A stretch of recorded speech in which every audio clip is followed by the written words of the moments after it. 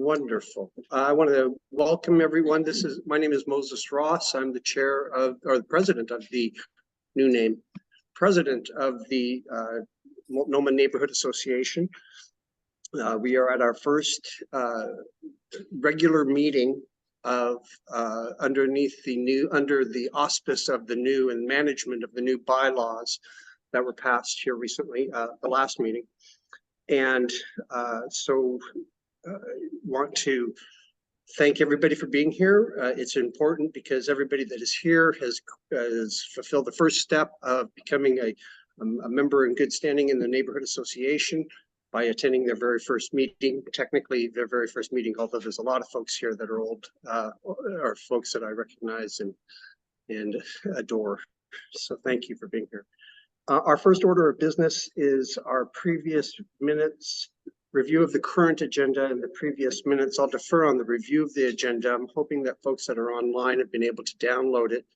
My apologies for not getting it out there sooner, but it is under the public folder. Also, Will, would you mind copying the folder link, the public folder link into the chat?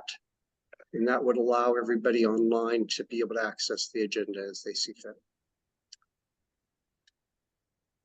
And we do have to take next we have to approve, there is a objection to the November board meeting minutes by our parliamentarian to make sure that some information had been added. We do have to, as a board, approve those minutes with those corrections.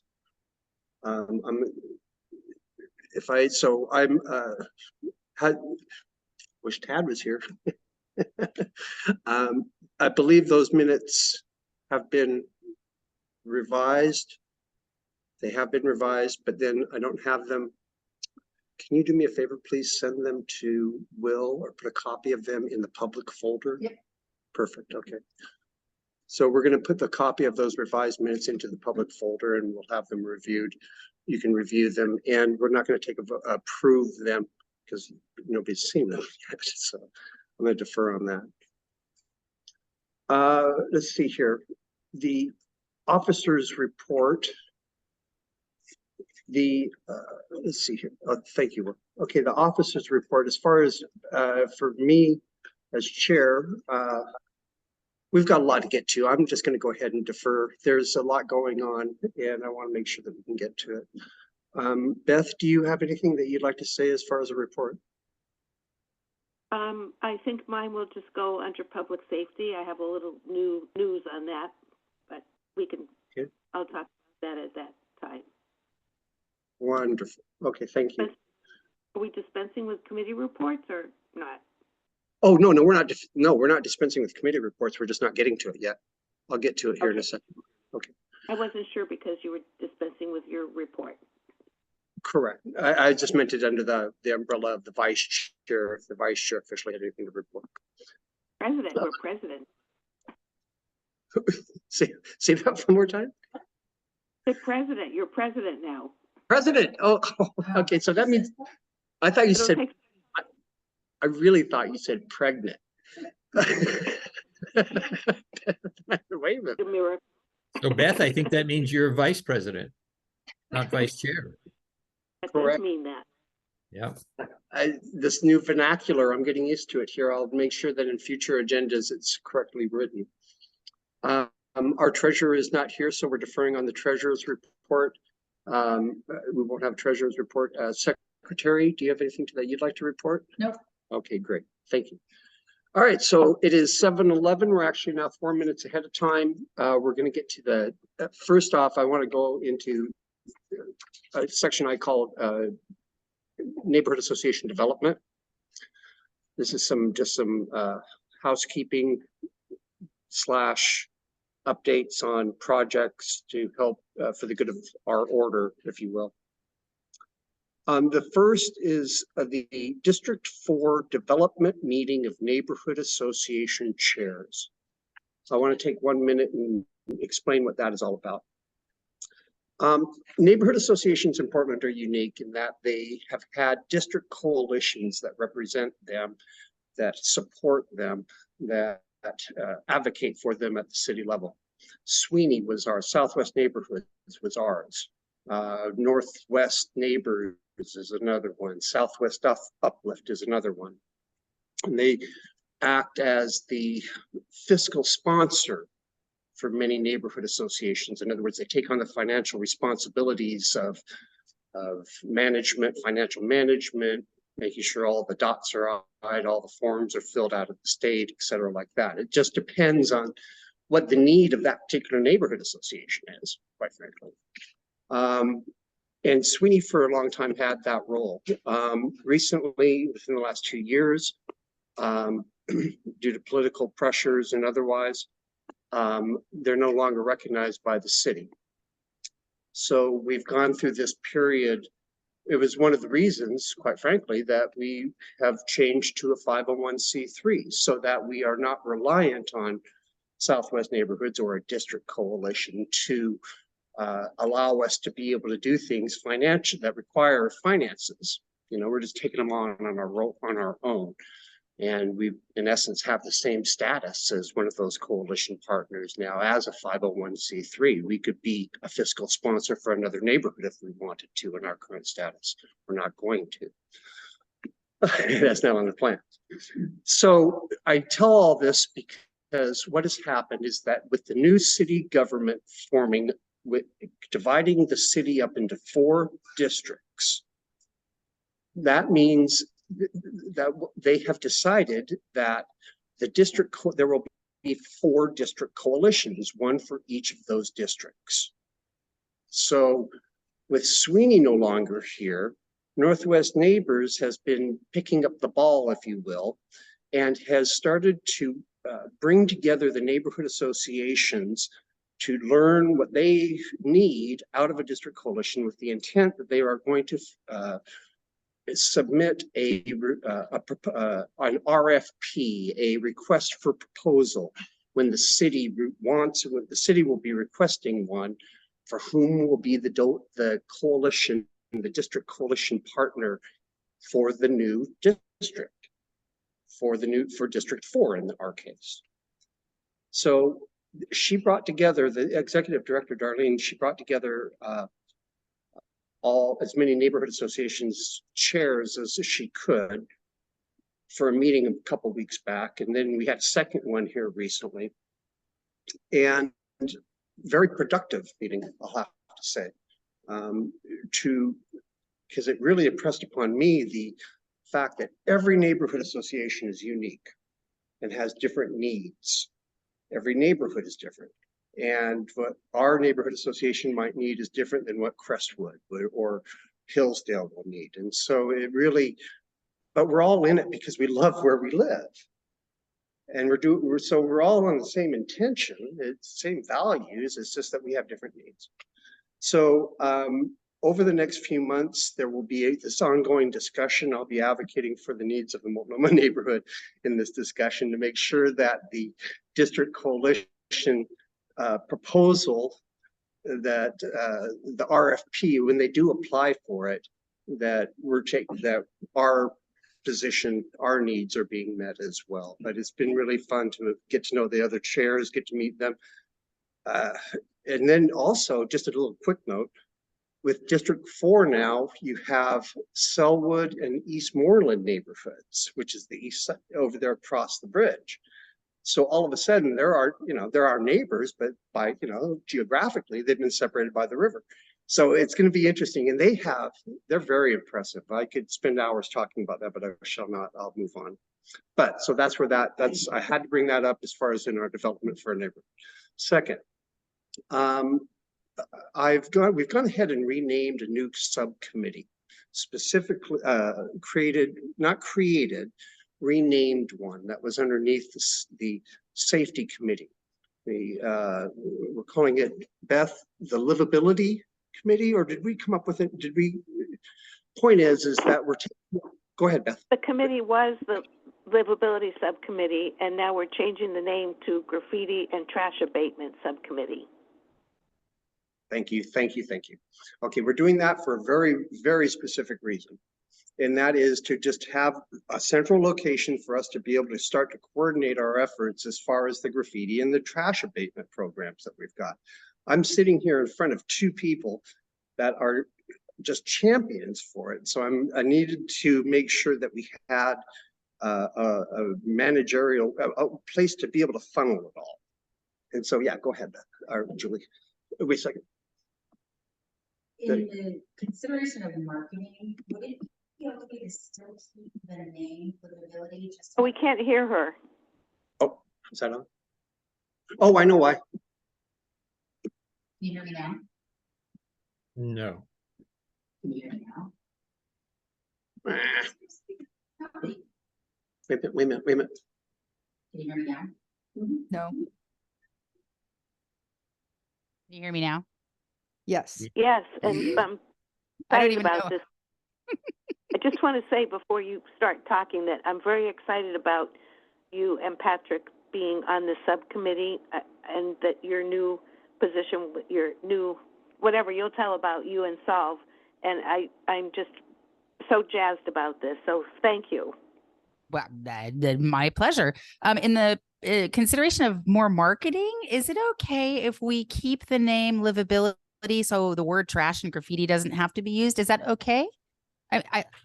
I'm very happy with the livability. What do you think, Patrick? Can you hear me now? Yes. Yes.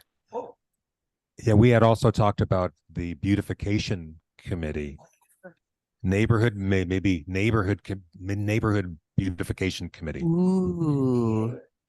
But that's a lot. That kind of goes. NBC. That a lot of the things that the oh my God, I'm sorry. I lose nouns. Forgive me. The Well- community events committee does a lot of that work. Yeah, if we could just keep it livability, I'd be happy with that. I'll tell you what, let's do this. I know that the subcommittee is around. Let's continue this conversation. I'm cool with whatever we name it as long as we're actively out there doing things in the community. I mean, and to that end, I just want to share this really quickly. I was driving down Barber yesterday, and I noticed that someone was out on his own painting the graffiti wall that goes along Barber right after Fred Meyer's all the way up to Safeway. There's that long strip of wall there. He just took it upon himself. He put a yellow jacket on, started doing some Metro paint, just like what we were doing on the bridge. And I called you got my Yeah. phone call. I was went pretty over thrilled. and met him. He lives in Selwood and is a trolley driver and got sick and tired of seeing it. And so we exchanged numbers, and he is now going to be one of our graffiti removal buddies. Awesome. Gary. God, I love that. So I think we're starting to make a little bit of an impact here, and I just love this. I think we just have to channel it, and that's the whole purpose of the subcommittee. And next up is the year-end fundraising drive. Why don't we get together, the subcommittee, get together and, talk about what we want that subcommittee to be named. Right. Oh, good idea. When you have your first subcommittee meeting here really soon in the next few weeks. Well, I'll call a public safety committee meeting, and then that subcommittee will be part of that. There you go. Okay, very good. Oh, you just want more And members of the safety committee. That at the, like years. Okay, very good, Beth. Very good. I like that. I love it. Okay, real quickly, the year-end fundraising drive. Peter Sampson was kind enough to volunteer his services to help kickstart some sort of a fundraising drive. I'm going to put this football into his capable hands and let him and I shall be working on some sort of an email appeal to the membership, to the neighbors, as a fundraising for us, keeping in mind that we're now a 501c3. So any contribution that is given to, any donation that is given to us is a donation and can be tax deductible. And will help fill our coffers so that we can start to do some good work in the new year. So Peter, I did get that email, and yes, sir, we're going to work on that. Next up, M&A insurance coverage update. at the meeting that I attended of the NA chairs, the person that was in charge of getting our insurance, it turns out to be Northwest Neighbors. And long story short, we're just waiting on paperwork. They have confirmed that we have directors and officers insurance coverage currently. I am taking them at their word without having the paperwork in front of me, signed, sealed, and delivered, that we are covered. And so I've decided to go ahead and hold meetings in knock on wood, nobody says anything libelous or nobody trips. So we'll find out how good our coverage is. Okay. So that's where that's. Call in Pardon and me, Beth? trip, does that matter? If I call in and trip on something in my house, I'm making a joke. Technically, maybe. But that's workplace. Oh God, let's not go there, Beth. Oh, I'm sorry. It was to be just a little humor. No. Very So am little. I. I'm laughing about that. We could go Okay. on for that. We could go into detail on that if we wanted to. Anywho, okay. Next up, the membership consent form. Tad impressed upon me the need to make a motion for the approval of the membership consent form. This is the form that will be sent to everybody that's on this call tonight or in person tonight. I'll be following up with you with this form, and having fulfilled the first requirement of attending a meeting, this will be the second thing, and that is just giving us your written consent of that you intend to be a member of the neighborhood association. So I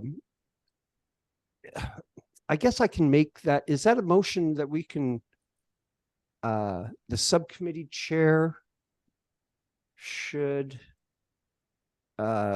make that? Yes, Amanda, please go ahead.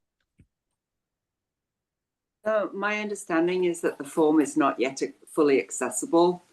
And so while I'm on the board, I would hope that we would defer that vote until next month, please. I'm on the rule mongering committee. Agreed. And I just remember Tad had sent an email saying that might not need to do that, but I'm going to defer on the side of accuracy and go with your intention there. But we'll be sending that out. I think that the final aspect that we're missing on this form is making sure that it's quite honestly, a fillable PDF. So in other words, making sure that it's fully accessible to anyone that needs to, so it's fully accessible and inclusive. So When we'll we get send that that out, if I may, when we send that out to whomever you're sending this out to start with, we need to offer the fillable PDF option. Exactly. Yep. Agreed. And that's the delay at this moment to be able to put make it official through a motion. But in the meantime, the information is on the website, so that if you don't need an accessible form, you can follow up. But I see Will has his hand up. Oh, go ahead, Will. Okay, I wanted to speak to that briefly about the form that's online. We have a form which will be edited to be exactly like the paper form. But right now, there's a technicality that might trip some people up. When you have already signed up to get the Multnomah Messenger and the bulletin, you have signed up to be a person on our MailChimp account. When you then do an online application to be a member, the link says you're going to sign up, but in fact, you're editing your current profile, which requires a security check. So not any old yahoo can come in there and steal your confidential information. So when you go into the membership area, there's and we're changing the wording, but I want to let you know there's a note up in front that if you want to click on that, and it will tell you the steps to update your profile. Otherwise, you might accidentally fill out all the information laboriously, come to the end, and it says, you can't do that. You have to update, which is kind of a pain. So when you read the note before click on the to consent to being a member. By the way, this is a technicality Tad was important on. The consent is not an application. If you qualify by being a resident or an owner of property or business in Multnomah, you are qualified to be a member. No question. You don't really have to apply.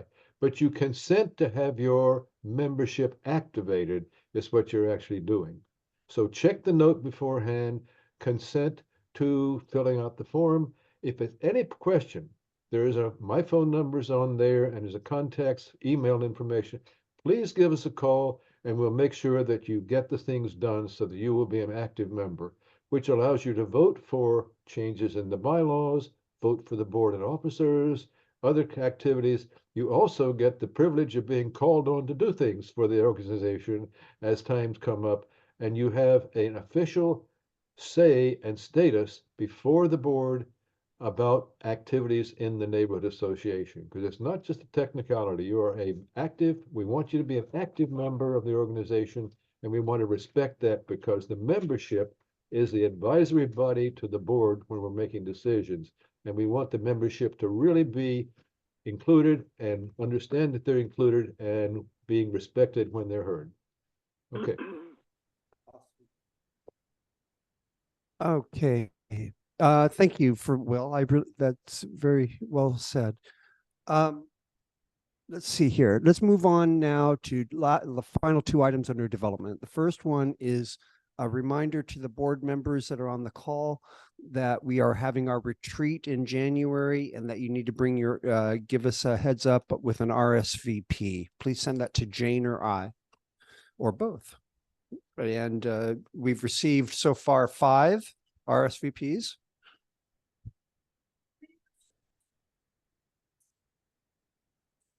Yeah. So if you haven't done that, please do. All you board members, I'm gonna dog on you. Can you please remind us of the date and time and location? It is January 20th, Saturday. It is here at Riversgate in the lower level. We have the whole lower level, which includes a shower and washer and dryer. I'm just saying. And Good, so we can bring our laundry. that's right. It's from 2 to 5. I need it. That's right. And as the flyer said, substantial snacks and beverages will be served throughout. So you can graze while we're working. And will the heat be turned on? Maybe. If you ask nicely. That's funny. Okay, Jane, thanks. Appreciate that.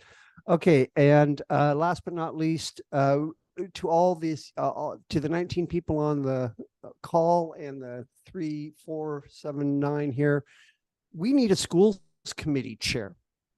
I know that I got approached here. I just want to share this. I got approached by the pastor of the church that is down there on Vermont and 45th, right behind the Episcopalian church, I believe it is.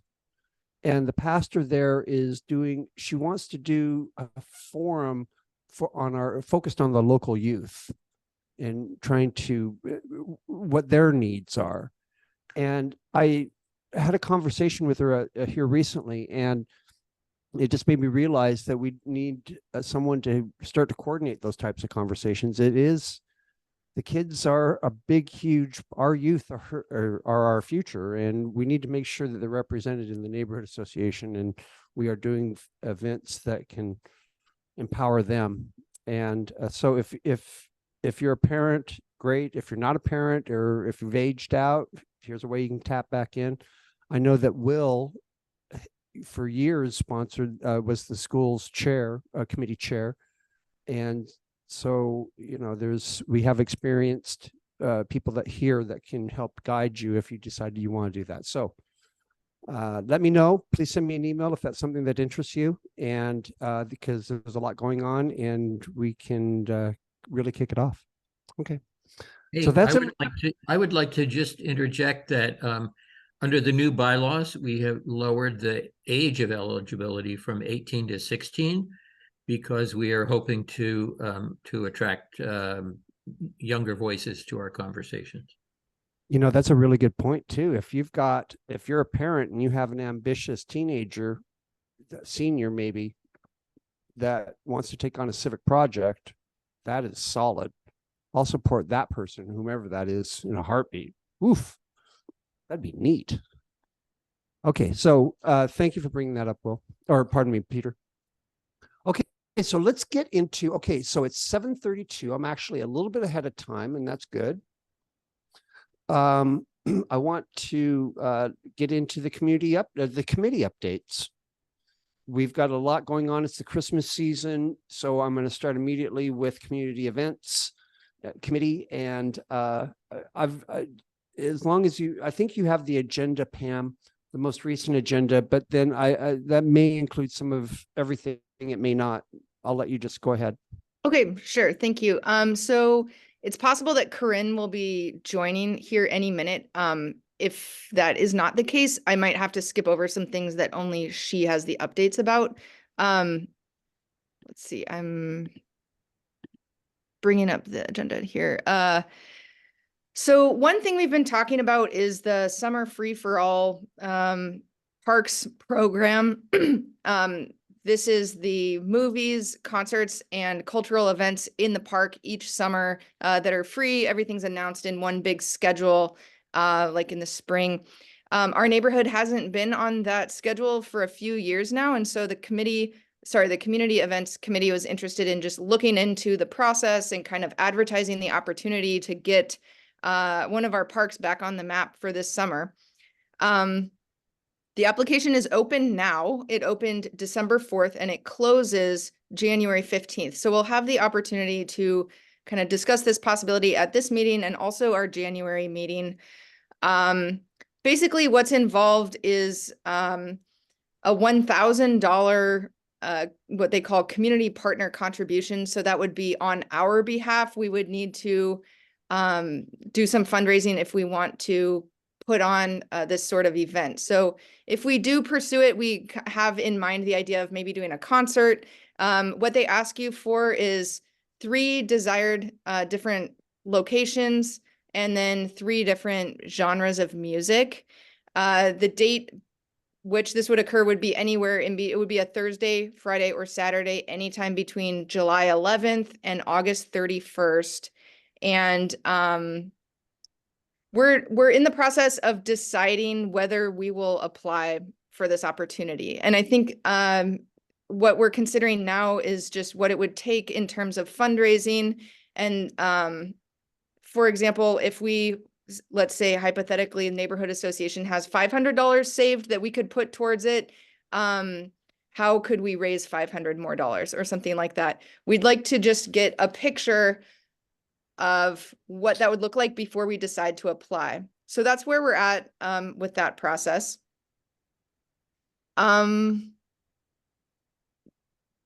I'm going to jump down to comment about the Spring Garden Park stewardship events because I've been taking the lead on those, and we just had another really successful one yesterday.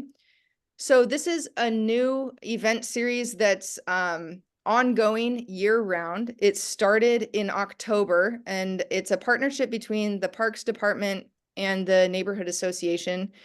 What we've been doing is 3 times per month, inviting volunteers to meet out in the park with the city horticulturalist, Heike Idasa, who is in charge of decision-making for anything that we'd be working on in the park.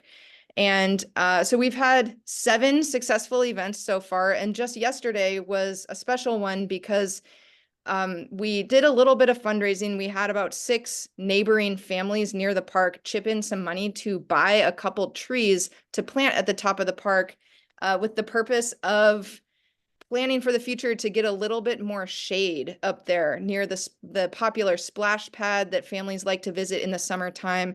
And it's a popular picnic area. However, the park is very exposed out there and it's very hot in the summer. So more shade is really the ticket. This was a special case because why have volunteers purchase the trees? Simply in this case, the reason for that was just to get the trees in the ground as soon as possible this month in December when the season was right to get them in the ground before it gets a little bit colder, a little bit too late. So we're really happy with that success. If you walk through the park, check them out. They're at the top, kind of near the picnic shelter area there. And these events are going on into January. We have 3 more events, including a weekend event scheduled for January. So this is the kind of thing you can bring your family members. It's all ages. It's a nice social opportunity in addition to getting out there and working on something in the park. We've done a variety of path repair projects to increase the traction on different sections of trail and in preparation for winter, in addition to a nice bigger weekend event when we improved some drainage near the bottom of the park where there's been a lot of water accumulation near the wetland area. Looking ahead in the spring, we want to invite the Regional Arts Council out to have kind of a community discussion about the sculpture at the top of the park known as the Nest, because that's on a 5-year maintenance contract that has just ended. So the future of the Nest is kind of a question mark, and it's open for conversation between the Parks Department and the community as to what it may evolve into. Now let's jump to the holiday gala. I heard it was quite successful, and I played a bit of a part kind of helping coordinate volunteers behind the scenes. However, I wasn't able to be there in person for the event. So I was wondering if I could maybe call upon Julie or somebody else who was there to maybe Oh, just. I would love, this is Moses, and I'll let Julie Awesome. have some, Thanks, Moses. talk about it too, but my quick impressions on that. We had so much fun. So we were at the neighborhood house office. I took the first shift, 2-hour shift. Julie and Will took the second 2-hour shift. And when we first got there, the kids, we were worried, are these kids going to come in and do all this? Yes. There were so many people there for the tree lighting. And there are hundreds of people there, and the kids they would come by, we would invite them in. And I know they would have all these little pre-cut ornaments made out of wood, out of a chipboard, and the kid could paint or that they were and create, and it was just so much fun. And Julie, go ahead. What I liked about it is that it allowed the kids and parents to get out of the cold for a little while. The parents could sit down, and also it had nothing to do with money. I mean, I love the holiday gala, but when it comes to the kids, other than, Santa and the trees, it really is going to all the stores and they get all excited and stuff, right? So it was really nice for them to create something. They put their names and the year on the back, and they left with something that they made that their parents could put, on their holiday, decorations and stuff. So it was very sweet, very sweet. Just a real quick story. This one girl, she couldn't have been, God, she reminded me of my daughter, 4, 5 years old. And she was using these colored markers that we had there for her to be able to paint the, star or, snowflake. And her name was Emerson. And she had painted a big E in the middle of the ornament. And so naturally we asked, oh, is that E for Emerson? And she said, no, it's an E. It's an E. So she knew much better than we did, obviously. But bigger point is, Pam, it was so much fun, and it's another opportunity of engagement that we have been able to create because of our new strong working relationship with the business association. That's the issue. That's the big deal here. And I wanted to also share too that I had more than one business owner thank me for the neighborhood association being a part of it. And why haven't we done this sooner? One of those deals. So that's great. Yeah. And I would corroborate that piece of it as well, just from kind of the process of leading up to the event. We had, meetings with the business association. We have kind of a volunteer meeting that week to make sure we have everything we need, and we're making a plan together. So also behind the scenes, it was very much a collaboration. And actually, one little story I'd like to tell about it was the Thursday before the event, the day before in the morning, when Peter and everyone who was supposed to be out there hoisting up the tree and literally putting it up, a number of the people that were supposed to show up to put the tree up actually got sick, or somebody broke a rib, or there are a few different things, and the crew was too small for what they needed. And there was a last minute kind of like call for help and volunteers. And at the last minute, I was able to show up at the time it was going up, and it was just happy to see a lot of people showed up for that. And there, in fact, ended up being like more than enough help. So that was just, you know, even just putting the tree up the day before without the decorations or anything yet was also like a joyful, successful, you know, like community building experience. So it is a beloved event in the neighborhood. So it sounded like, once again, a success this year. And we helped. Go Yeah. ahead, Peter. We helped. Go ahead, Peter. Thank you, Moses and Pam, for that report. I was glad to hear you say, Moses, you recognize what a great opportunity this is for neighborhood engagement. So I have a couple of questions. One, did we manage to collect some new contact info for new neighbors? And did we encourage anybody to make a donation to MNA?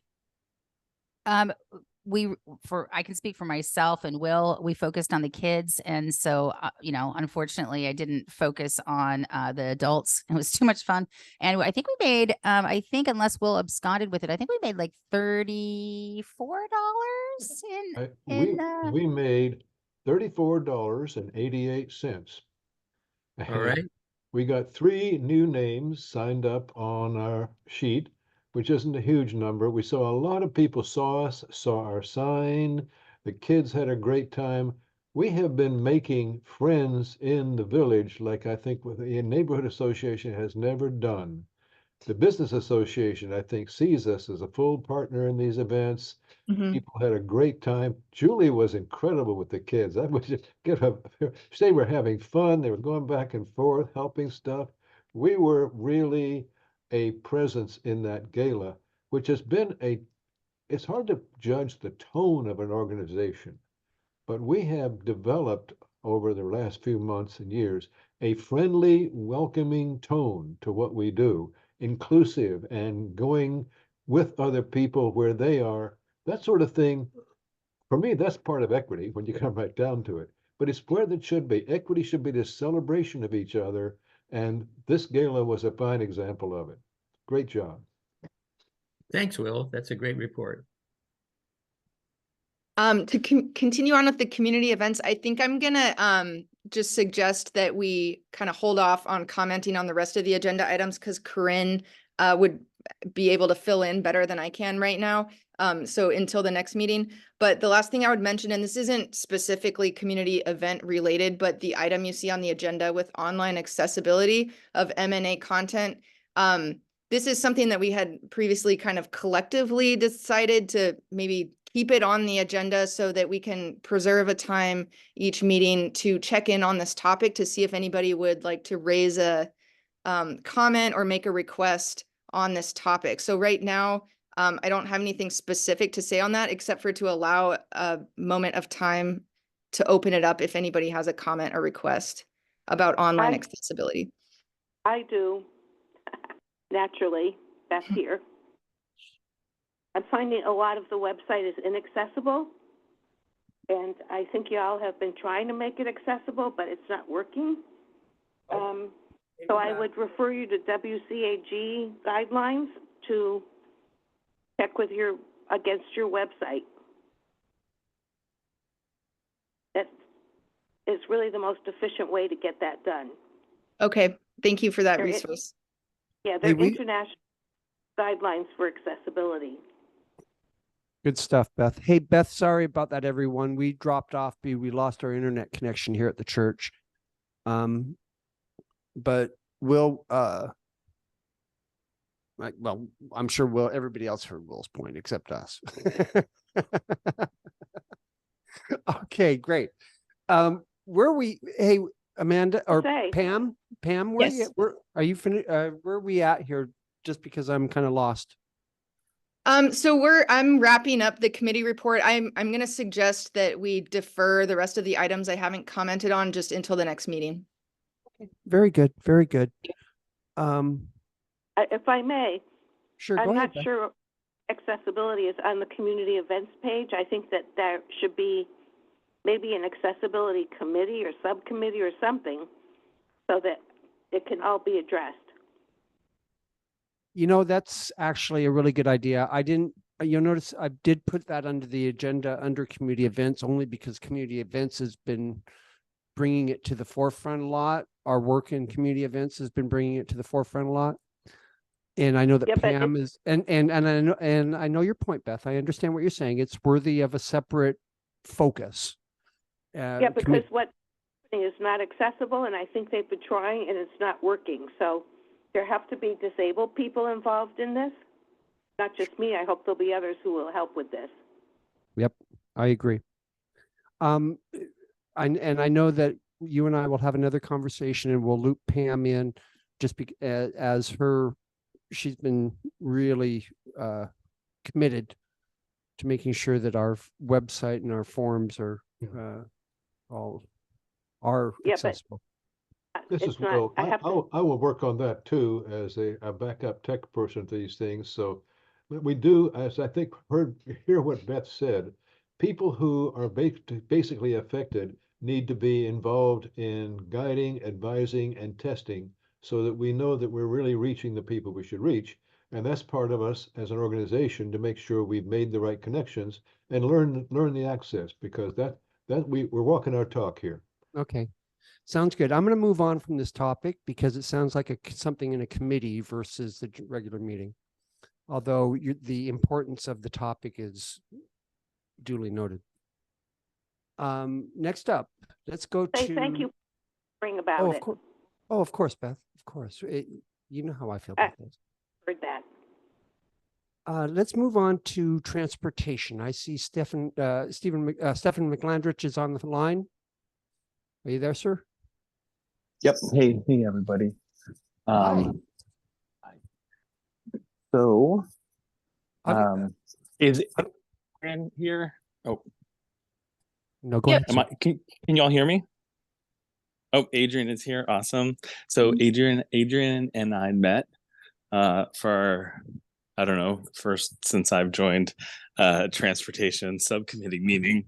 Eventually we'll be extending invites to everybody else, but we went to level and we leveled up the subcommittee and discussed a number of topics.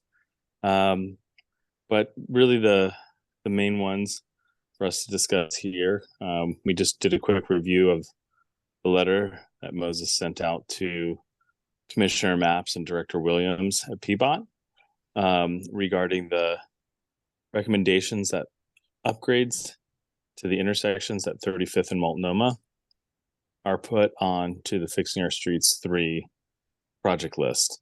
My guess is that is going to be about a $1 million project, and Fixing Our Streets is going to have about 38 million to assign to different projects. So I don't know if we're worth 1/38 of the budget, or if we're 1/38 of Portland, maybe not, but we'll see what we can get. And I would like to reach out to the business association and ask them to support that project as well. So I know Corinna's not here. I know she's linked in well with them. So something for us to talk about. At the next Sweeney Transportation Chair meeting, there is going to be a Southwest in Motion update given by PBOT. So we'll be able to report back on that. That meeting is next Monday. So we'll be able to report back on that. And Moses, I don't know how much you want to get into the Troy Canby Greenway and what's going on there. Is that something you want to discuss here at this meeting? You know, I think it is something that we have to give a couple minutes to. I noticed that Carrie and Robin are and Robbie are on the call, and they also have opinions on this. It's a topic that we could go on a long time for. Can we limit conversation on that topic to 5 minutes? And I do want to hear from Karen. Yeah. Let me give everybody the quick rundown then. So okay. Steve Sigathy came and presented to last month's the November Sweeney Transportation Chair meeting. They have two plans that they're developing in parallel. One essentially looks to place down Troy a white tubular delineated walkway. It will be very similar to what you may be used to seeing if you've gone down Maplewood from the Multnomah and 45th intersection. So there'll be a walkway you can walk down. It won't be very helpful for bicyclists or large groups of people, and it probably won't slow cars down or any of that stuff. But it would create a pedestrian only space for walking. The alternate solution that PBOT is proposing is a diagonal traffic diverter at 25th and Troy that would essentially take eastbound traffic on 25th and force them to go, eastbound traffic on Troy and force them to go north onto 25th. It would take westbound traffic on Troy and force them to go south on 25th and vice versa, going the other direction. So it would go diagonally. It would only filter out cars and would allow pedestrians and bicyclists to go through. Because these can be somewhat controversial getting put up, PBOT is recommending that if that's the solution, they want to install a temporary one, have it up for 3 months, and then take it down, and then allow people to discuss it after having, seen it, and have everybody get used to it for a little while, so that people can actually develop an informed opinion. The way it was left after that meeting was, this is something we would consider doing if there's neighborhood support. We asked, what does that mean? And they said perhaps letters of support from Hillsdale and Multnomah. My hunch is that Hillsdale is going to be pretty divided on it, as they'll take most of the negative effects and wouldn't get any of the positive benefits from it. But and that's all I got. Wait a minute, let me see something here real quick. In the spirit of making sure that we hear from our neighbors, Karen and Robbie, do you mind? Karen and I live on Troy. Karen, Robbie, and I, we all live on Troy. And so we're going to be affected by this. And I saw the two of them on the street having an evening walk. And I know that Karen is surprisingly, Karen, you're against a diverter. I thought that I would always kind of assume that the diverters might be a good idea. Do you want to take a moment? Do you want to share your opinion here real quick? I've got a few minutes. Yeah, this is Karen.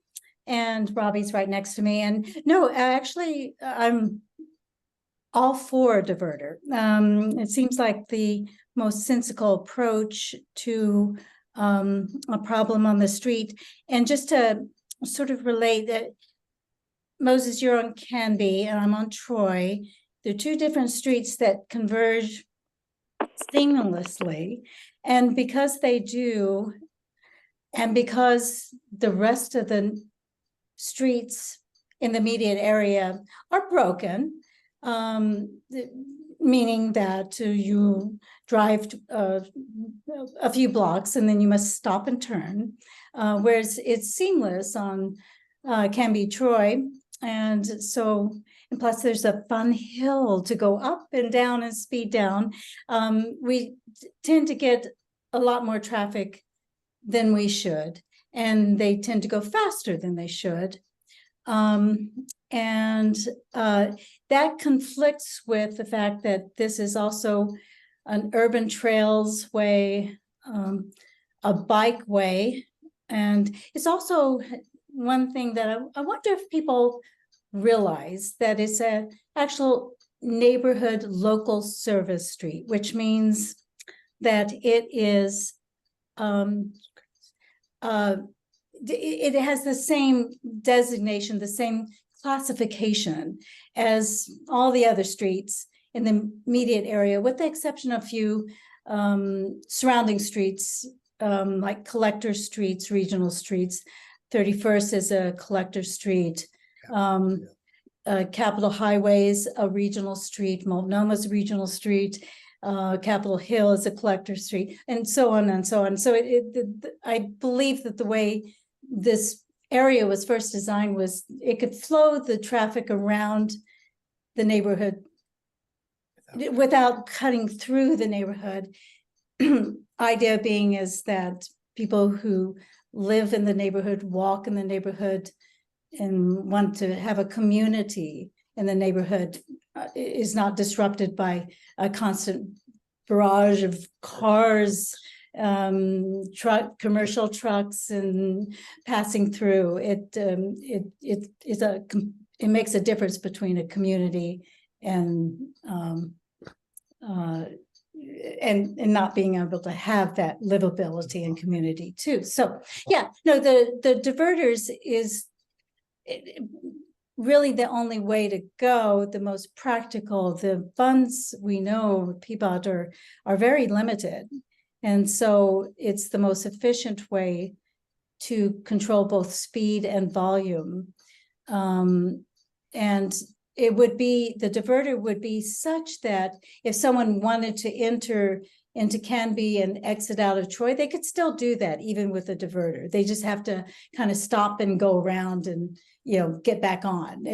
But they can still do that if they're so compelled to drive down our street.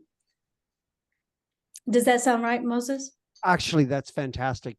Good summary. Good summary, Karen, because, you know, and I've seen an example of a diverter like this done over in Northeast Portland. I'll have to post a photo of it. And she's absolutely right. You can still drive around it, but it's a pretty visible in the way reminder that this is a community street and it's shared, you know, so interesting. Very good. Obviously there's go ahead, Stefan, go ahead. Okay, sure. Yeah, I was just going to add to one other bit, which is two good reasons to support this. One is it's temporary, and I do think if there's people that don't like it, once they live with it for a little bit, they're gonna be like, oh, this is totally fine now, or it's better. And then the second thing is, this is a solution that doesn't require massive stormwater gardens to be built or anything like that. That will change the functionality and livability of the streets in a positive way for people of all ages and all users. Cars can still get from point A to point B in the rain and the cold without people getting wet. But it's a very cheap solution that I hope can be successfully implemented here, temporary and then permanently with community support. And then it's something that we could potentially look at in other locations. I think really could help enhance the whole Multnomah area, which does get a lot of cut through due to the disconnected network. Multnomah has no direct connection to Barber. Multnomah has no direct connection to Capitol Highway. And these are reasons people do cut through our neighborhood. And there's the only I-5 South on-ramp for miles and miles and miles. Between the aerial tram and Tiger Triangle, there's only one way to get on I-5 South, and it's cutting through our neighborhood. So that's my pitch. Could I add to that? Sure, go ahead. Just real quick. I know we're limited. We should concentrate on just not driving through anybody's neighborhood street, knowing that people do, you know, live and play and like I say, converse, want to cross the streets. I honestly don't know the people across the street from me very well. I've lived here 35 years and they've lived here about the same amount. And we rarely are to never talk to each other. But I do know the people on the side streets, but on my half of Troy Street, because I can I don't have to cross that street and try to talk, and it's impossible not to. I mean, it's impossible to have that conversation if you want to cross over the street. So we've got to be cognizant and considerate as a community on not just this Canby, Troy, but all over Multnomah and all over Portland and anywhere for that matter, that, you know, people who live on these neighborhood streets want to live on the neighborhood streets and live in the full sense of the word. And so we must allow for that. And also just the connectability. There is connectability from Multnomah onto Barber using non-residential streets. So it is possible.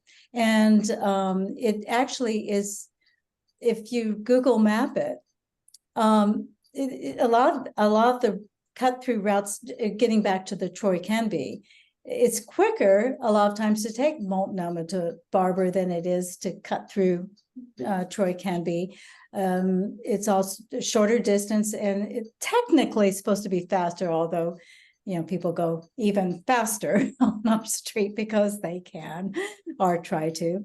So that's another thing, is that there's more sensible routes to take, not through a neighborhood street, utilizing the intended transit streets. So very good point, Karen. Very good point. Okay, thank you. Thank you. Thank you. Let me address Diane and Matt have a question, or at least their hands are up. Please go ahead.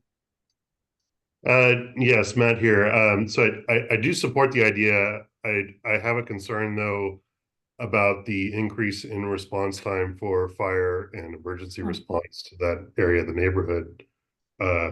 And solid.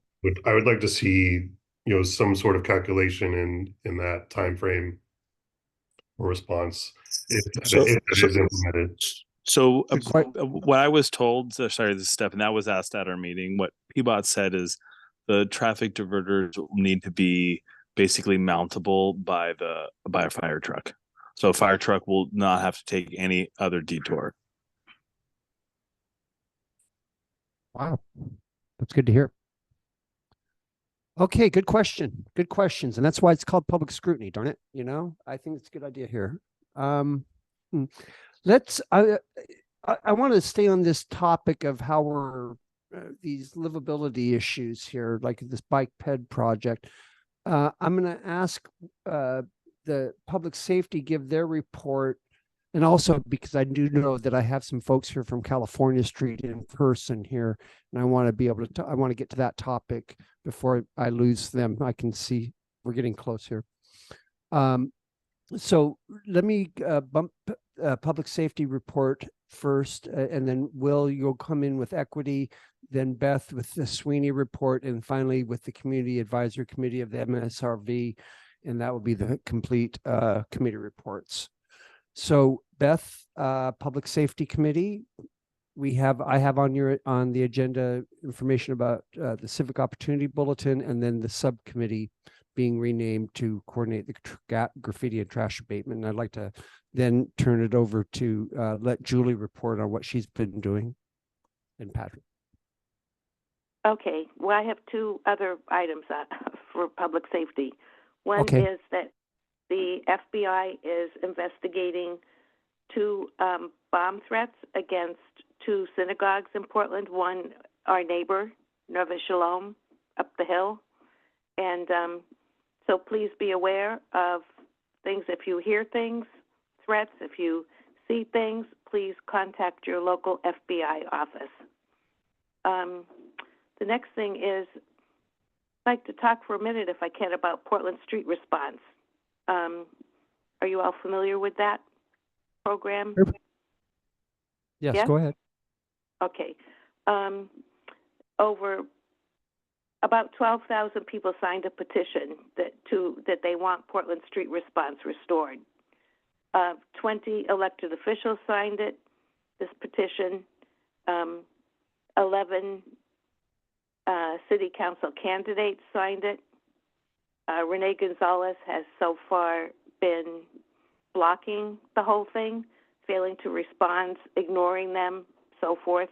And I'm wondering if we would like to sign on to that letter, or if we could just ask people to sign their names to send in, that they support PSR, and please to ask Commissioner Gonzalez to reopen it and stop blocking it this way and that way that he has been doing. Let me address that, if I may. I Please. think it's very appropriate that you're bringing it up through your committee to the attention of the board and the membership. I think it's very appropriate. What we're talking about, though, as far as signing on to the principles of that letter, I think it's going to take another 30 days at least for us to be able to properly vet it as a board, and then in turn to be able to share it with the membership. If only I don't want to vote on it tonight, but I just to allow enough people to do their homework on the issue, and then be able What would you like to do? Should I forward the letter from the PSR to you? Would that be helpful? I think so. And And then then what we'll do is, how about this? May I suggest that we can include it in one of the upcoming messengers emails that we'll make sure it's on the agenda for the next meeting. We'll make sure that it's discussed, pushed up officially through your committee, and we'll make sure that it's reviewable in ample time ahead of our next meeting. And so I should include this letter in the Civic Opportunities Bulletin? Is that what you're saying? Actually, not in the Civic Opportunities Bulletin. I think we need to treat that separately as a separate. I would think that we need to treat this as a separate issue proposal to the membership and to the board. Yeah. And then once let's say that we all agree that we want to sign on to it, then we can start to advocate better for it and truly promote it, like through our newsletter and such like that, or through our emails and on our website and such like that. But I think right now we just need to make sure that our membership has it available to review in a convenient format, and then we can go from there. So yeah, get me the letter. I'll make sure that you want me to forward the Portland, the street friends of the PSR to you, that letter, so that people can see what we're doing, or what? What do you want me to do? Yeah, go ahead and send it to me, and then I'll make sure that it's publicly available and that it's on our agenda for the January meeting, and Great. that we have some sort of a motion at that meeting to do something with it. To sign on to it or not, but it's got to be voted upon, I think. Will, your hand is up. Oh, wait a second. Go ahead. I'm sorry, Beth, please go ahead. Finish your point. Oh, I was just going to go on to the next thing, but Will, you want to say something? Yeah, thank you. Yeah, I do. This is a political issue. It's an important one. I think there's some guidelines in the ONI standards and maybe other things about how we handle the political issues so the people get a balanced view of what the issues are and so on. I'm honestly not sure what they are, but as an organization representing the neighborhood, I think we have to be very clear that we are indeed representing a voice of the neighborhood and not just the things I want to do. I know I want to favor barbecue as a North Carolinian, but probably won't get very far. But really, we really do need to, I think, learn how to represent fairly.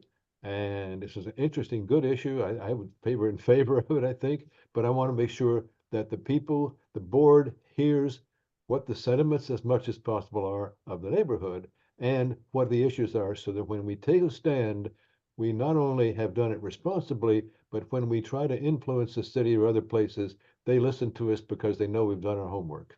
Yeah. I think that's what Moses is saying in planning. Thank you, Will. Yeah, I agree 110% on that sentiment. I think that, I do know, and I will say this, that yes, there are other neighborhood associations that have signed that letter and in favor of that letter, in support of that letter. So it's not like it's going to be, I don't see us being too different, but let's get it out there. We'll have a nice discussion about it and we'll do a vote on it in January for sure. Okay. Sounds good. Thank you.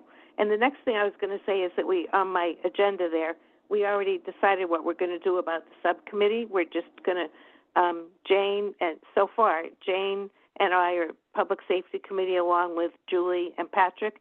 So we will all get together and brainstorm about what we want to call the subcommittee. Perfect. Okay.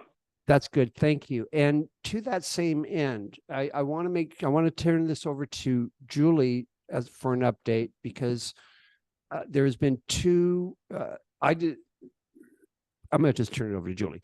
Talk about California Street and talk about what we did. So I'll go a little bit out of order and talk about California Street. The residents have piqued my interest so much. I went over a couple of times just to check out all of the mayhem, and I'm also an Adopt a Block volunteer, and so is Peter Sampson, who's on the board as well. And so he and I went and did a trash cleanup on California and then Texas and all that stuff, and met a lovely neighbor. And he'd mentioned that it had been relatively quiet over the last couple of weeks. And I noticed a couple of things we could do, tiny little things. There's a different type of cleanup for broken glass from the olden days. Like that'll be on the to-do list as long as it doesn't snow or do anything weird. There was a tiny bit of graffiti in that area, just tiny bit, like markers that I got rid of. And then Peter and I have committed to I peeked yesterday and it looked okay, but we'll be continuing trash and graffiti abatement. We did find 2 needles that we then I brought over through a sharps container and delivered to the fire department.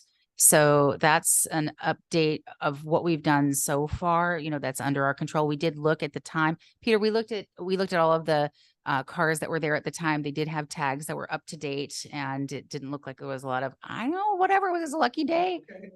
Okay. So that's the findings that we had from our time there. So that's, I'd love your recommendations if you can think of other things that we can do that are, achievable and attainable with the limited resources that we have. Does anybody have any feedback? Yeah, Julie, can you talk about your SOLVE accreditation and tell us something about that, please, and congratulations. Yeah, absolutely. We're going to have the Californians talk really quick, and then we'll continue. So my name's Rachel, and I live down at the end of California Street. I absolutely appreciate that. We as neighbors have gone up and go up periodically and pick up the trash. I think the bigger concern, that's very much a concern. We also get just dumpings that we have to call Metro on, that, people dump tires. And again, like you said, it's been pretty quiet in the last little bit, and we're thinking it's probably the weather. So there's less people kind of loitering around. There are a couple of cars with broken windows and things like that currently parked on the street.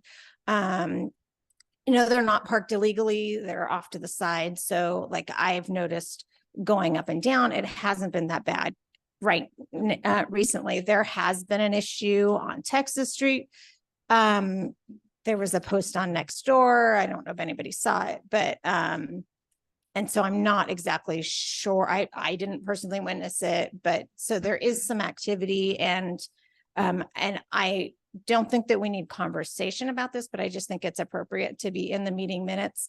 The church, it appears, is now allowing vans to park in their back parking lot.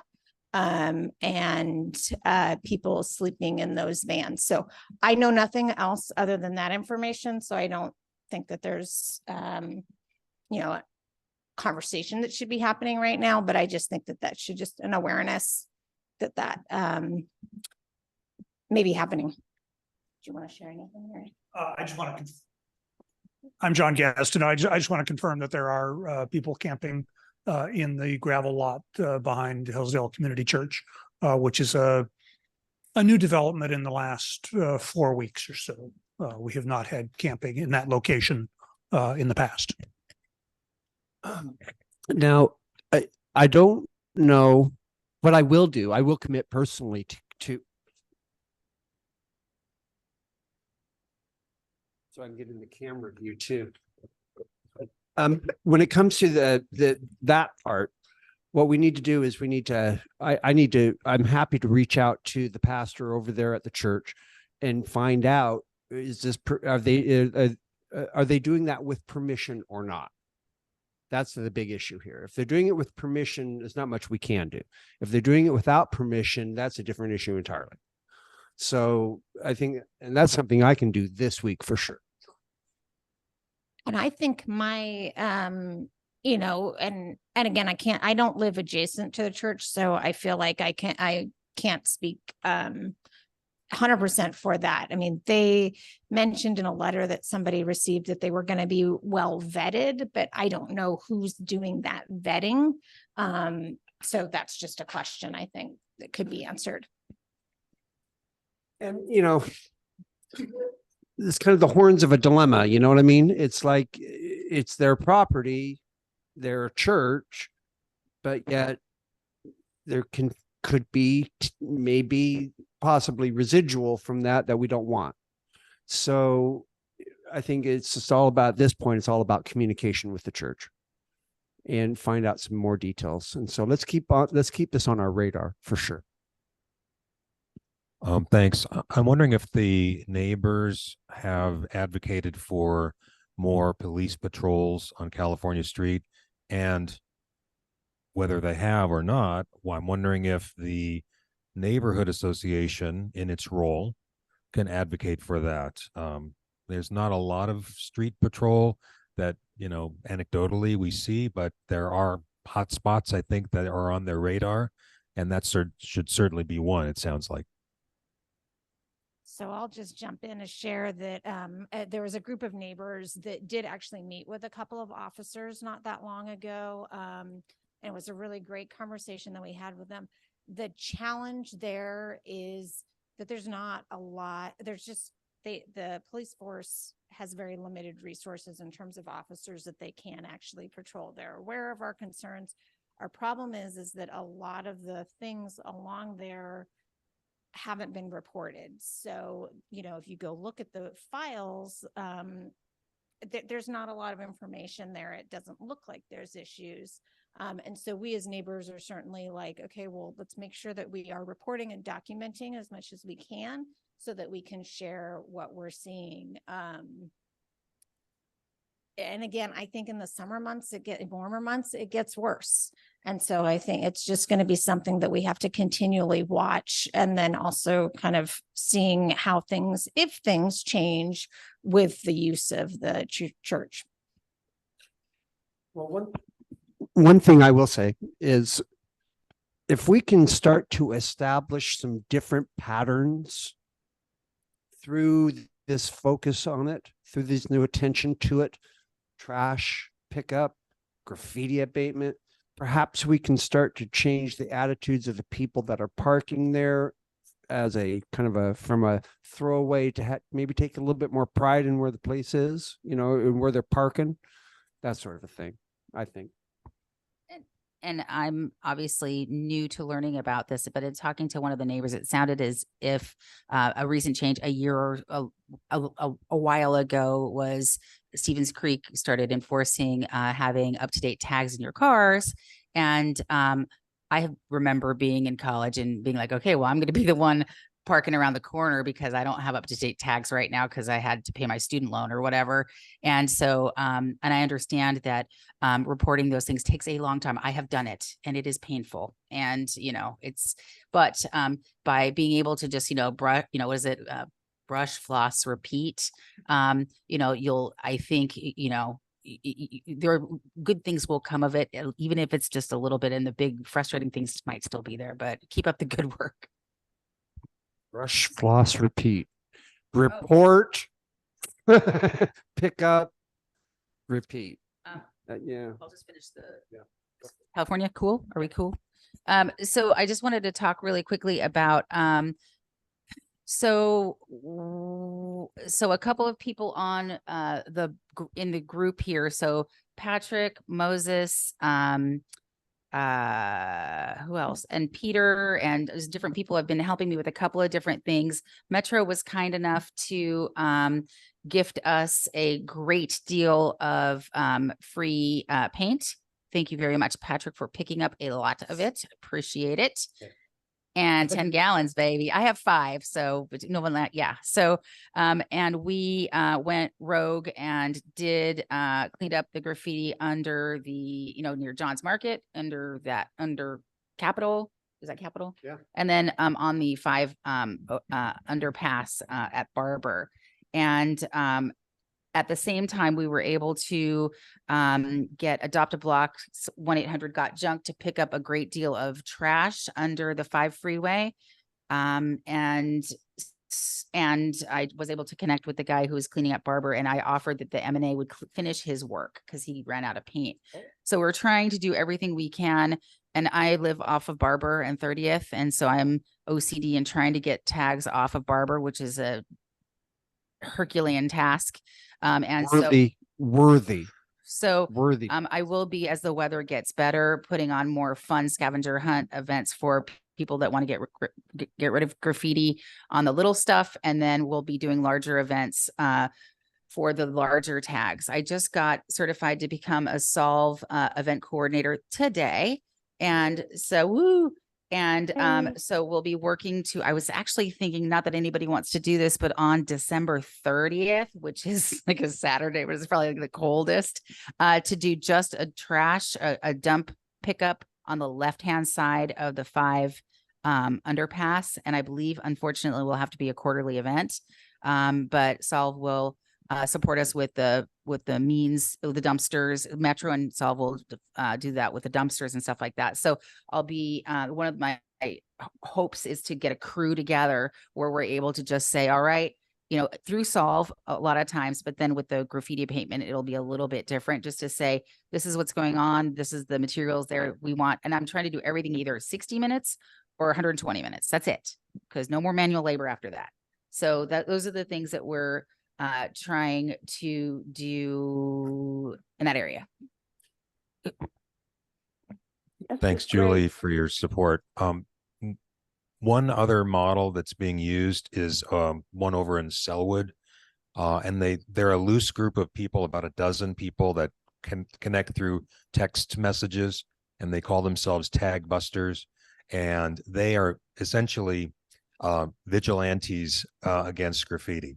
And if one person sees graffiti, they take a picture of it, paint over it or get rid of it, take a picture of the after, and then send it to the rest of the group. Or if there's a big group, a big tag that needs joint efforts, they'll send that out, and people will respond according to their availability. So I would love to see, and now that we're in the same district as Selwood, we can learn from them, and I'm happy to invite the key person to talk to us either offline or online.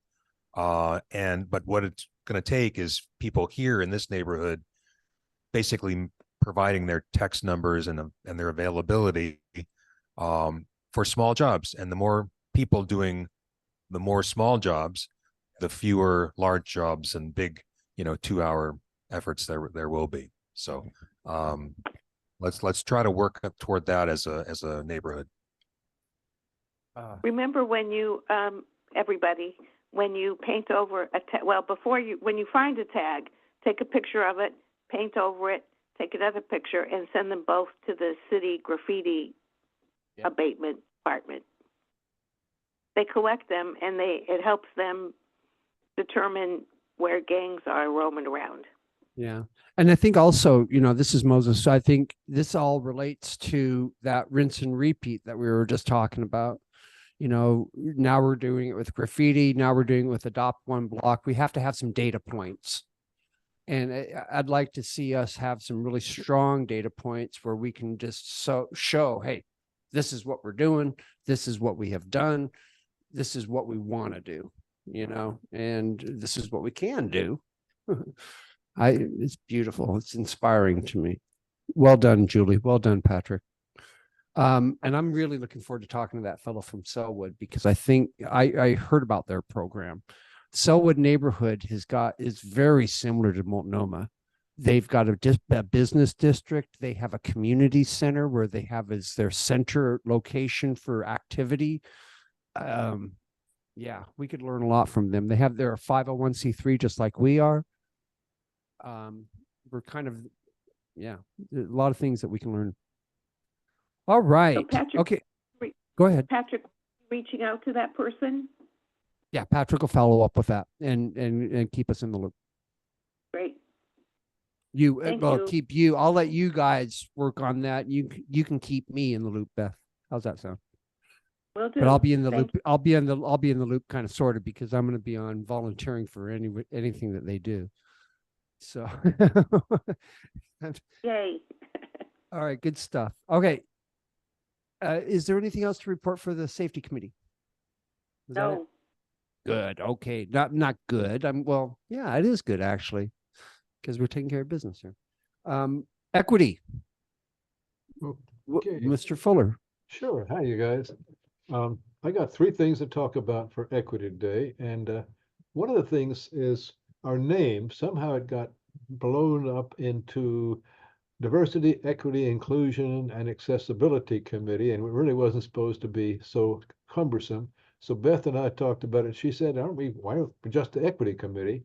So with the consent of the chair or president, we would move the name back to Equity Committee. Real simple. So moved and approved. Okay, so that's pretty easy. The second has to do with the Southwest Equity Coalition and what's been going on with them. I think I mentioned last month, but anyhow, they have decided to focus on 2 major issues. One is affordable housing, and the other is a multicultural center, which would be a gathering place for people in a variety of cultures. SWEC has a lot of organizations which deal with multiple cultures, Somalis, immigrants and refugees from Africa, and so on. And a center where a lot of different people can get together, including majority community members, and communicate and have events and meetings and so on, is a big deal. They both actually involve Multnomah. One of the key possible locations for the Multicultural Center is the Barber Transit Center, which is in our neighborhood.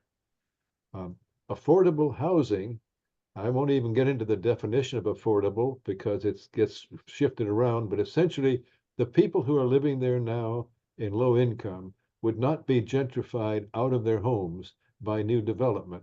So there'd be places for them to go, or their own homes would be preserved.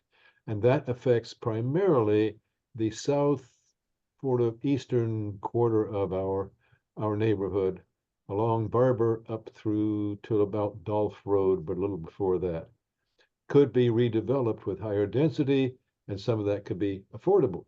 We, as a member of the coalition, have a say in what goes on. We have a stake in making things happen. But the executive committee of the SWEC, if I will, is the deciding body, much like now the board is the deciding body for the neighborhood, but with consultation and advice from the members like us. So those are their 2 big issues. They haven't met lately on the West Portland Town Center, which is also our area. So don't have much on that, but that's where they're moving. And it is an organization that is, equity is its middle name, and it really is a big deal. There are some very strong statements, particularly around racial equity, on the SWEC website. So you can take a look. It's also cited on our own equity website. And the third part is dealing with what is equity itself and how we make it operational in our own neighborhood. And for me, basically, there's a particular cultural emphasis that I think is important, is what I'm calling a culture of connection. That you're connecting people across differences, across issues, across serious issues like the history of racism in this country and so on, but they're connecting people, and that's an important thing. along those lines, I've had there 3 quotes that I think sort of characterize.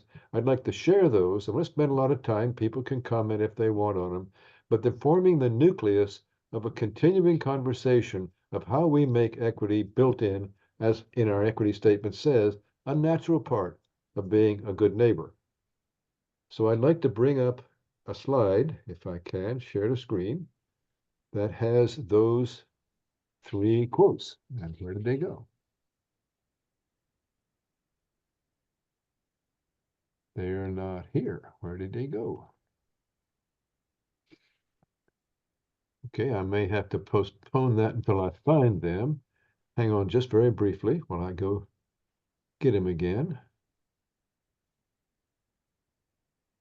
I had them here, but the basic story is there are a lot of things that happen in the name of equity that are somewhat divisive. I don't know if you've been following the controversy around the professors at Harvard and other places, which let somebody say some pretty awful things about the Jewish population and were roundly condemned by it. There's also, if you've been following, a backlash against things like critical race theory and diversity, equity, and inclusion, and that sort of thing. So it winds up being a really touchy sort of a thing to deal with, that people are getting angry around equity rather than being supportive of getting people together and a culture of communication. But here are the 3 quotes I was talking about. And share my screen. Where do you go here? Sorry, I missed this. Here we are. Boom. You can see this screen? Guidelines for empathic communication. And there's these are quotes sort of well known, almost some of them you've heard a lot, but they crystallize the major elements that I think lead to a culture of connection. The first is from Stephen Covey's 7 Habits of Highly Effective People, where he said, seek first to understand, then to be understood. So the first thing you do in connecting with someone is understanding from them. You put the spotlight on them, not on you or your ideas. So you seek first to understand, then be understood. The second, feelings before facts. Now, this is not intuitive. You want to be rational. You want to be solid. Feelings are hugely important. I think most of the time people, believe it or not, have a gut reaction and they look up the facts to support it. But there's a quote from Maya Angelou. I've learned that people will forget what you said, people will forget what you did, but people will never forget how you made them feel. So that's very important in connecting with people. And the final one, this is a quote from someone in Australia, Lila Watson, who really credits the group she belongs to. And it's about mutual involvement. And she's talking to a bunch of social workers and people who have come to help the Aborigines. And she says, you know, if you've come here to help us, you're wasting your time. But if you've come because your liberation is bound up with ours, then let us work together. And those, for me, are the guiding touchstones, if you will, of are you really connecting with people in a way that is fair, open, welcoming, and they feel safe enough to relate to you. So I'll stop at that point. Any more thoughts, comments, questions? That was lovely, Will. Thank you. That's very motivational. Okay. Thank you. Thank you, Will. Okay, well, stay tuned. There will be more detail as Beth and I are working on a variety of things, particularly around social justice and other things, but that's for another time. Right now, I'll stop the share. Oh, there we go. Okay. Go back to the next topic. Okay, fantastic. It is 8:36. I am 6 minutes behind here, folks. We have 2 topics left in the committee reports, and then we're basically finished. Beth, the Sweeney committee liaison, or Sweeney liaison is Beth Omansky. Beth, is there anything going on in Sweeney that you want to report on? Not really, because I attended the listening session, and that was before you had your meeting with the North. I always want to say North by Northwest because I love that movie. I do too. I yeah. Anyway, you covered it already. Okay, very good. Thank you Did more very up- much. I did. Then let's move on to the final topic of the evening. Well, the final topic of the committee reports, which was going to be basically the final topic of the evening, and that is the Multnomah SRV Community Advisory Committee, who is represented by Will Fuller.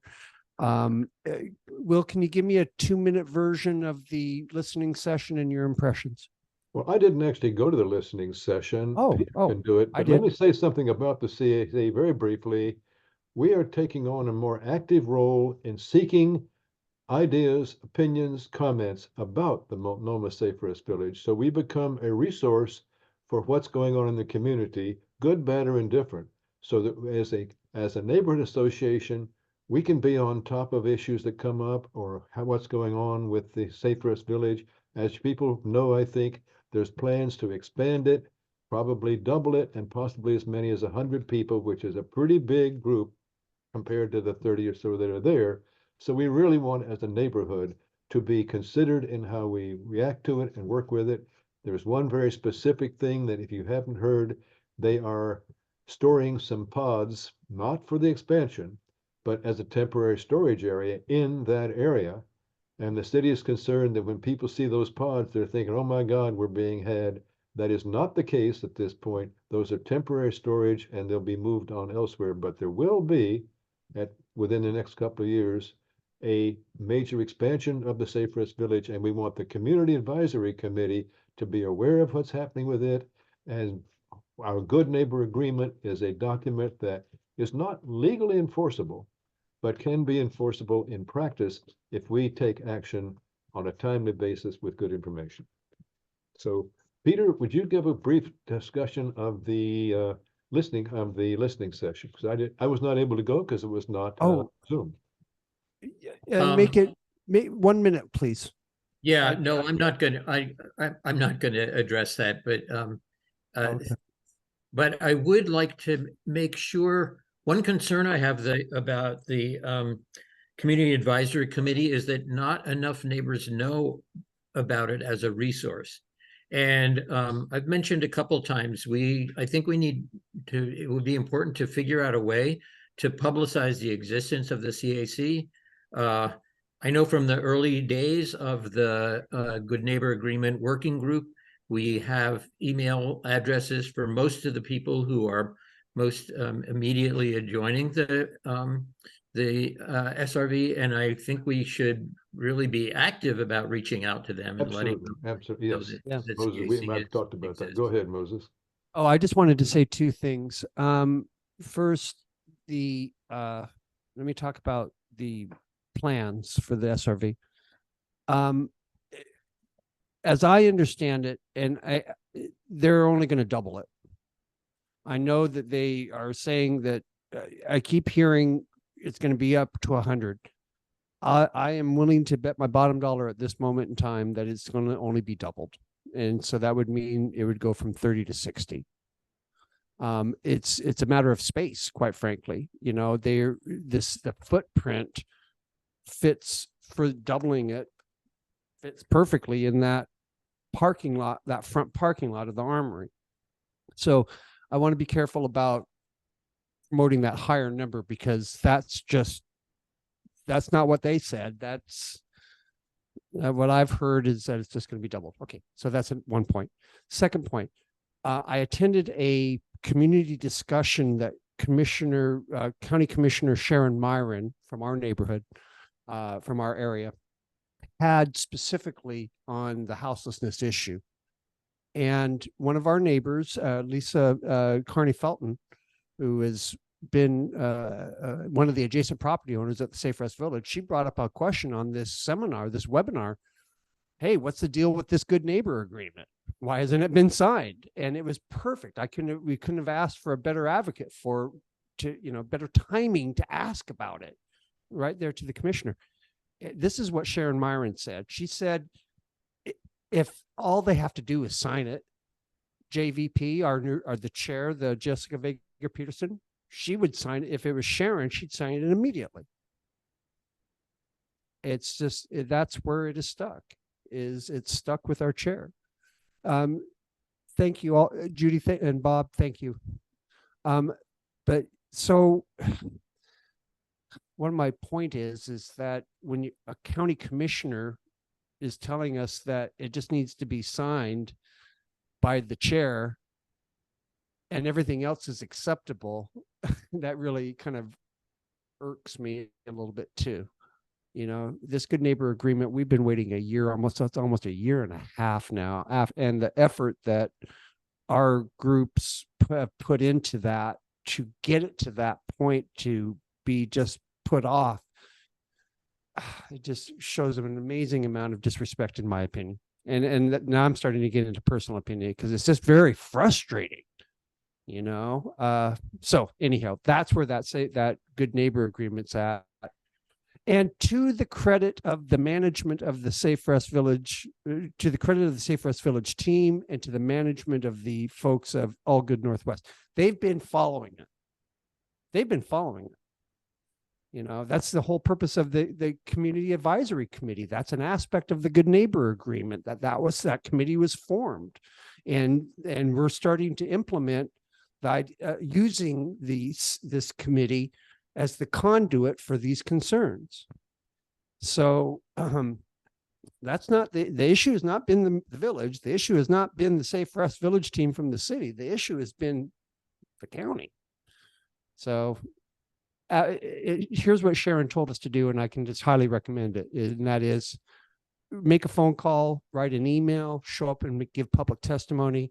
Why haven't you guys signed the Good Neighbor Agreement? That's what Sharon suggested that we do, and I'm game to go and talk at to do just that in person at one of their meetings, you know. So, and I imagine there'll be more on this coming up.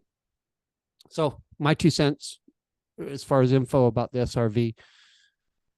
Will, I appreciate you very much being on that committee, because I think you're perfect for it as far as being able to help communicate this, and your passion as far as making sure that we get everybody involved that can be involved in this. So thank you.